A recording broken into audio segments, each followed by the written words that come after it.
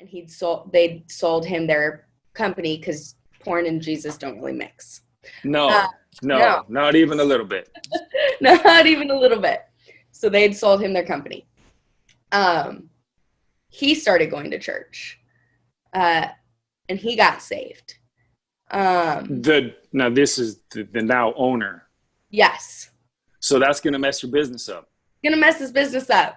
Mm-hmm. It's gonna make you do crazy things like start bringing porn stars to church, which Normal is in our world, not so normal then in his world. Yeah. which is what he started doing, specifically with me. We were good friends outside of the industry world. With somebody that was actually a friend of mine. We would do dinner and things at his house, and so Easter 2013, 2014, who knows, somewhere in there, he took me to church for the first time. I had never been to a Christian church before. I'd been to Catholic Mass, but I had never been to a Christian church before. And the first thing I noticed was that there was a woman on stage preaching, which, take as you will. I go to Moody, like, I get it. There's a lot of different, opinions on that. But for me at that point, I had never heard a woman speak about the Lord at all. And I certainly didn't trust men or that they wanted anything good for me. And she was giving, it was an Easter service. So she was giving the resurrection story, which I had heard the term Jesus died for your sins before, but it almost seemed like an accusation when I had heard it before. Like, Jesus had to die because you're sinful. And that was you're so horrible. Mr. Perfect had to come and save you because you're so worthless. Right.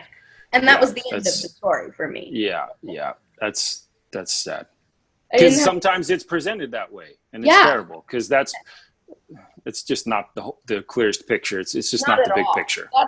That's 0.5 of the story. I just kept coming back. I kept coming back to this church. I didn't accept Jesus that day. I wouldn't accept Jesus for years after that, but I knew that there's something that was hard in me everywhere else was soft in the walls of this church. 2016, 2000.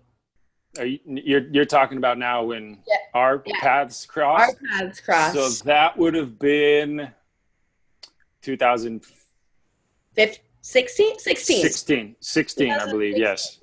I was working a strip club and in porn. And the strip club that I worked for, I was like, I got status this way. Like, I didn't view myself as like this poor girl with no other options. I was the girl. And the manager at one of the clubs that I worked for asked me to... Oh, sorry to messing me up. Just, God is amazing. Yeah. And so the manager at one of the clubs asked me to work promoting the club at Adult Con in LA. And I'm an extrovert. I'm a 3 on the Enneagram, if that means anything to, you or anybody. So I like attention. I like affirmation. I like knowing that I'm doing a good job and being the best at whatever I am at that time. So this was like, oh yeah, I'll do this. This is great. And so I worked Adult Con with a friend. What that meant for me at that time was like, I was wearing like next to nothing. I was not wearing like a t-shirt that said this is the club. We were wearing what we wear when we dance at the clubs. And we were walking around this giant convention. Los Angeles Convention Center. Exactly. Los Angeles Convention Center, not a little warehouse or a room, giant Los Angeles Convention Center. Full of people exactly like me, and the booth, like 2 booths down from us, was you guys. right? We had our little stage with our pole, and 2 stanzas down from us was this thing called JC's Girls. And I'm like, okay, I wasn't like, I knew what this was, right? I wasn't completely dumb. I wasn't like, what does that stand for? You know, I knew what this was, but I was like, I was going to church. And so I was like, maybe I should talk to them because maybe they'll be like the people that I, know at church, but maybe they're not. And I think I made like 3 or 4 laps with the girl that I had come there with. And I'm like looking at these people and trying to feel them out. And I'm like, what's that dude doing there? Like, there's this dude and like 4 girls, 3 girls. This is real weird. And like, okay, correct me if I'm wrong, but I think I might have even come to you and asked you like if you wanted a lap dance. You did. Yeah, I did. And and that was like, I'm like, I don't know how to talk to these people. Like this works. And I can't believe we're even talking right now. I know. Jesus, it's making my head explode. It's insane. And I remember, I'll just say this real quick. When you reached out and sent me, so for our listeners, you reached out and you sent me a message on Instagram, I believe. Yeah. Saying how like the story she's about to tell.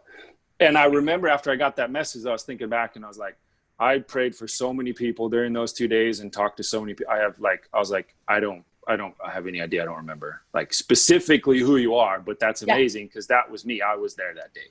Right. But then I looked back at some of the like pictures we had taken and you telling the story now. I was like, okay, I remember exactly the moment. I know exactly the moment you're talking about. Mm-hmm. And like, you asked to pray for me, right? Instead, you're like, no, but I'll pray for you. And you offered, if I remember correctly, you offered me and I was like, no, I'm good. You're like, no, it's okay. Like it's free or something. I was like, no, like really, I'm okay. I was like, but can I share something with you? Right. And pray for it. Yeah. Mm-hmm. And you prayed for me, but you also prophesied over me, which is something that I had never experienced before. And you told me, like, you're going to touch so many women and girls with your life and with your story.